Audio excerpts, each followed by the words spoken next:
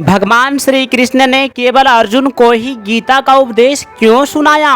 आखिर इनके पीछे क्या कारण है दोस्तों, और किसी को क्यों नहीं सुनाया? आइए दोस्तों जानते हैं श्री कृष्ण भगवान ने गीता में क्या कहा। सबसे बड़ी बात सुनकर आप हैरान हो जाओगे। दोस्तों, कहा जाता है कि अधूरा ज्ञान बीज के समान होता है। जानने के लिए वीडियो को पूरा जरूर देखिएगा। तो आइए भगवान श्री कृष्ण ने क्या कहा। भगवान श्री कृष्ण कहते हैं कि मनुष्य स्वयं ही अपना बंधु होता है और स्वयं ही मित्र होता है। अगर वह बाहरी चीज़ों को सहायक या बाधक के रूप में देखे तो सहायक के रूप में चीज़ों को देखने पर वे उसी रूप में प्रभावी हो जाते हैं, और इसके विपरीत देखने पर उसी रूप में। भगवान श्री कृष्ण कहते हैं कि जो व्यक्ति स्वयं के द्वारा स्वयं का उद्धार नहीं करता वो अपना शत्रु स्वयं होता है। अर्थात जो व्यक्ति अच्छे कार्यों द्वारा उन्नति करता है वह उद्धारक होता है। इसके बुरे कामों को करने वाला अपने साथ साथ समाज का भी विघटन कर देता है।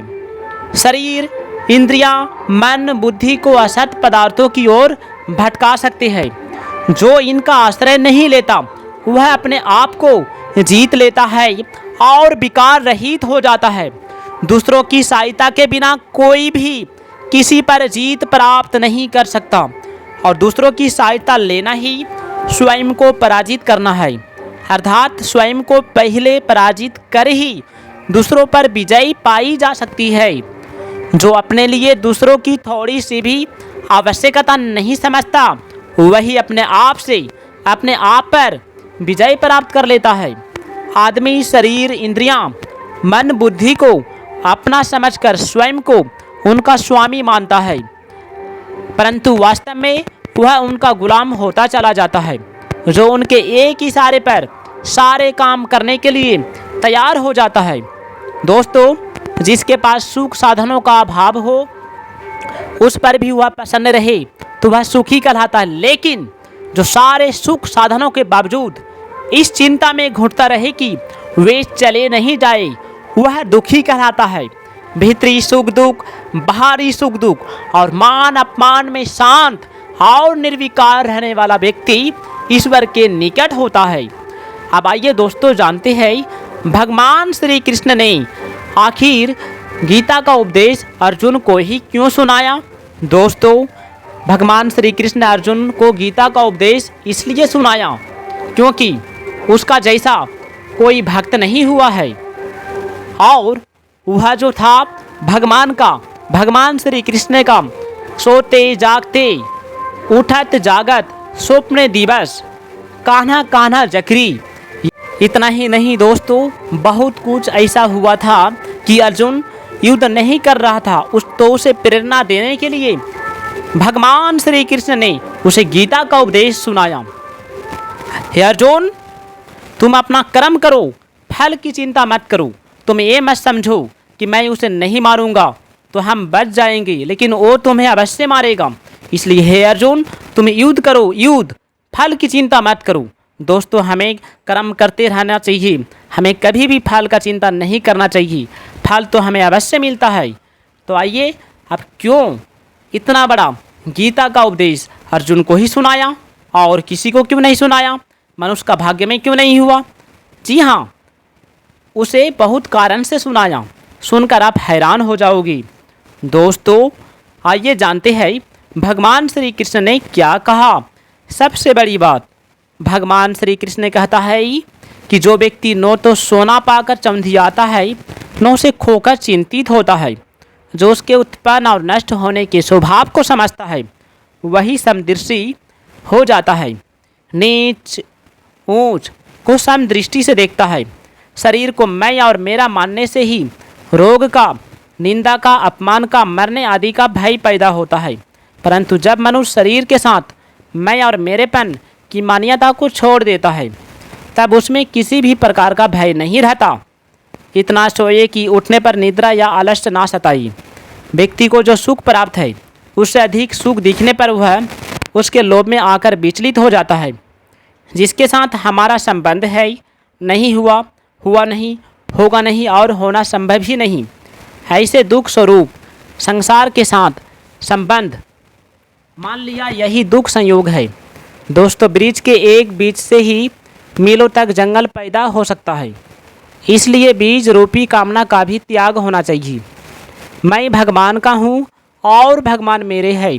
इस प्रकार जब स्वयं का भगवान में अपनापन हो जाता है, तब मन स्वतः ही भगवान में लग जाता है, रम जाता है। भगवान श्री कृष्ण कहते हैं अर्जुन को, हे पार्थ, सभी प्राणियों की उत्पत्ति तथा अंत मैं हूँ।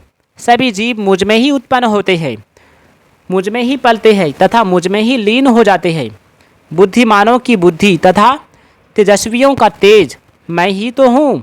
बलवानों की शक्ति, काम एवं धर्म सब मेरी आज्ञा से ही होते हैं। तीनों गुण सत्य, रज और तम मुझ में ही उत्पन्न होते हैं, परंतु मैं फिर भी निर्गुण हूँ।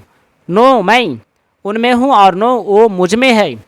पुण्य कर्म तथा ज्ञान योग से जिनके पाप नष्ट हो जाते हैं, वे ही भक्ति भाव से मेरा ध्यान करते हैं। वे ही मोक्ष के अधिकारी बनते हैं। वे ही वृद्धावस्था, रोग, जन्म तथा मृत्यु से मुक्ति पाने के लिए मेरी शरण में आते हैं। जो चिंतन, मनन और भजन करके सदा मुझे याद करते हैं, वह मोक्ष पाकर मुझ में ही लीन हो जाते हैं। धन, संपत्ति, वैभव, विद्या, बुद्धि, योग्यता, कुटुंब आदि का जो आश्रय है वह नाशवान है, सदा स्थिर रहने वाला नहीं है, सदा के लिए पूर्ति और तृप्ति करने वाला भी नहीं है।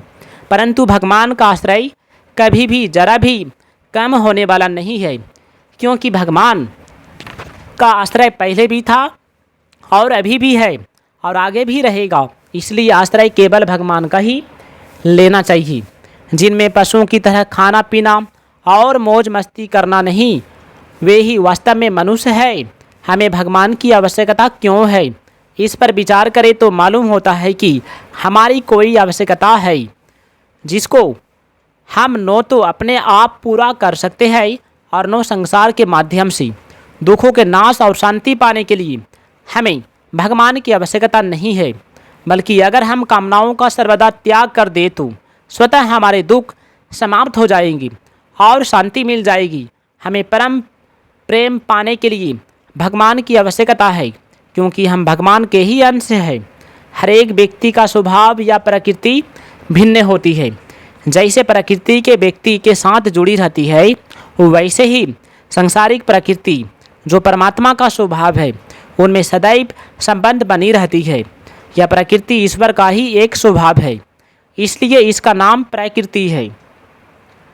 अगर मनुष्य संसार की स्वतंत्र सत्ता न मानकर इसे केवल भगवत स्वरूप ही माने तो उसका जन्म मरण रूप मिट जाएगा। एक भगवान के सिवा दूसरी सत्ता मानने से ही मनुष्य संसार बंधन में पड़ा रहता है। अगर वह संसार की सत्ता न माने तो संसार ही कहाँ है। जितने भी देवता, मनुष्य, पशु, पक्षी आदि, चलने फिरने वाले और वृक्ष, लता, घास आदि जड़ या स्थिर प्राणी है, वे सब परमात्मा की अपरा और परा प्रकृति के संबंध से ही उत्पन्न होते हैं। जो न तो खुद को जान सके न दूसरों को जान सके, वह अपरा प्रकृति है, और जो खुद को भी जान ले तथा दूसरों को भी जान ले, वह परा प्रकृति है। इन दोनों प्रकृतियों के संयोग से ही सभी चेतन और जड़ जीव पैदा होते हैं। तो प्यारे दोस्तों, यदि वीडियो अच्छा लगे तो वीडियो को लाइक कीजिएगा, चैनल को सब्सक्राइब जरूर कीजिएगा। दोस्तों, कमेंट में जय श्री कृष्ण, जय श्री कृष्ण, राधे राधे जरूर लिखिएगा। अपना ख्याल रखिएगा। जय श्री कृष्ण, जय श्री कृष्ण, जय श्री कृष्ण।